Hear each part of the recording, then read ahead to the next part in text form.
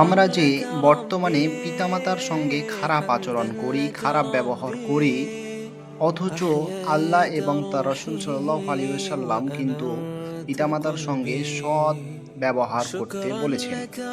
যেমন এই হাদিসটি পড়লেই বোঝা যায়, হাদিসটি বর্ণনা করছেন মাশহুর একজন রাবী যিনার নাম আবু হুরায়রা রাদিয়াল্লাহু তাআলা আনহু। তিনি পুরুষদের মধ্যে হতে অধিক হাদিস বর্ণনা করেছেন। তিনি প্রায় ৫,৩৭৪টির হাদিস বর্ণনা করেছেন।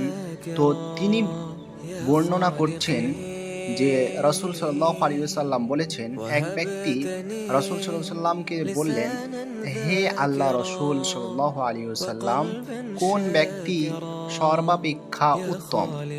সর্বাপেক্ষা উত্তম সাহচর্যের অধিকারী? তখন রাসূল সাল্লাল্লাহু আলাইহি ওয়াসাল্লাম বললেন, তোমার মা।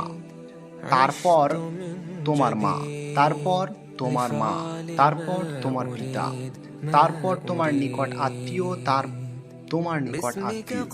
তাহলে এই হাদিসটিতে যদি আমরা দেখি তাহলে দেখতে পাচ্ছি যে ৩ বার কিন্তু মায়ের কথা বলা হয়েছে। আর মায়ের পায়ের নিচেই কিন্তু জান্নাত বলা হয়েছে। তাই মায়ের সঙ্গে সৎ ব্যবহার করতে হবে।